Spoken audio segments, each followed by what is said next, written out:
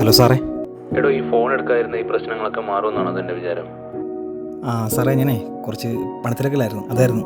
എടോ, താൻ എന്താടോ പൈസ തരാതെ? ഒരാഴ്ചയായിട്ടെ സിബിൽ സ്കോറിൻ്റെ പ്രശ്നമുണ്ടേ. ഞാൻ ബാങ്കിൻ്റെ പുറകെ നടക്കുന്നു സാറേ. ഇപ്പോൾ ലോൺ തരാൻ പറ്റുന്നതാണ് സാറേ പറയുന്നത്. ഞാൻ എത്ര വേഗം അടയ്ക്കാം സാറേ? എടോ, എനിക്കത് അറിയേണ്ട ആവശ്യമില്ല. ഞാൻ പൈസ തരുമ്പോൾ താൻ ഇതൊന്നും അല്ലല്ലോ പറഞ്ഞത്. ആ സാറേ, ഞാൻ നോക്കും, ഒരാഴ്ചത്തെ സമയം ഞാൻ തരും. ഇല്ലെങ്കിൽ മോഹൻ ആരാണെന്ന് താൻ അറിയും കേട്ടല്ലോ.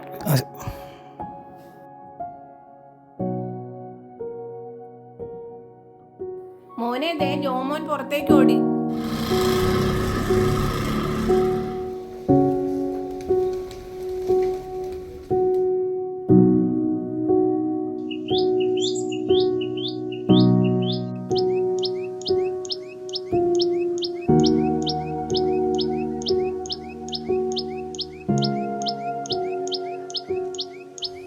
മീൻ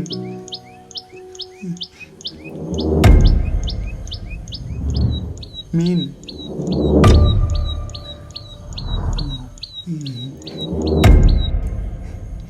മീൻ മീൻ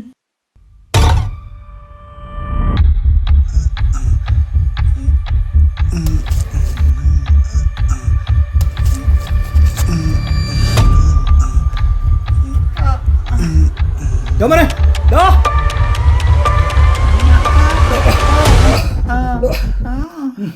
നിന്നോട് എത്ര തവണ പറയണം ജോമോനെ പുറത്തിറങ്ങില്ലെന്ന്? എല്ലാവരും കൂടെ തീതിരിക്കുന്നുണ്ടാണ് നീ കൂടെ ഇങ്ങനെ കാണിക്കുന്ന. ഇനി പുറത്തിറങ്ങി നിന്റെ കൈയും കലയാൻ നല്ല ഒടിക്കും. ഓടാ ഇങ്ങോട്ട്, വാങ്ങോട്ട്, നീ പുറത്തിറങ്ങി കേട്ടാ. എനിക്ക് മാത്രമുള്ളൂ ഇങ്ങനെ. മോനെ, ജോമോനെ കിട്ടിയോ? ഓ കിട്ടി. നിന്നോട് പറഞ്ഞില്ലേ അവൻ ആ കിണറ്റിൻ്റെ അടുത്ത് കാണുമെന്ന്? ഞാൻ അവിടെ ഒരു മീനെ അവനെ കാണിച്ചു കൊടുത്തായിരുന്നു. ഓ, ഞാൻ ചെന്നപ്പോ കാണായിരുന്നു ചെറുക്കൻ കിണറ്റിൽ കിടക്കുന്നത്.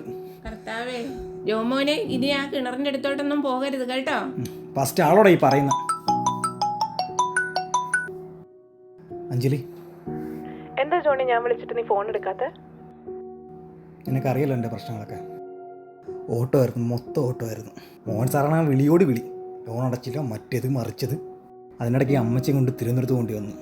എനിക്കറിയാം നിന്റെ പ്രശ്നങ്ങളൊക്കെ. ഞാൻ പറഞ്ഞിരുന്നില്ലേ അച്ഛൻ കൊണ്ടുവന്ന ആലോചനയുടെ കാര്യം? അവരത് ഉറപ്പിക്കുന്ന മട്ട. ഞാൻ എന്താ പറയേണ്ടത് നീ പറ. എന്തു പറയാനാ? യെസ് പറയണം. ജോണി, എന്നോട് നിനക്ക് ദേഷ്യമുണ്ടോ? ഇല്ലൊരു ദേഷ്യമില്ല, നീ തന്നെ ശരി. എൻ്റെ അവസ്ഥ നിനക്കറിയാലോ. എൻ്റെ ഇടയ്ക്ക് നീയും കൂടെ വന്നിട്ട് ഇപ്പോൾ ഇവിടെ എന്ത് കാണിക്കാനാ? ശരി, ഞാൻ വെക്കുക. ശരി അഞ്ജലി, ഓക്കെ. ആരാ മോനെ? അഞ്ജലിയാണോ വിളിച്ചത്? ആ, സാരമില്ല, പോട്ടെ.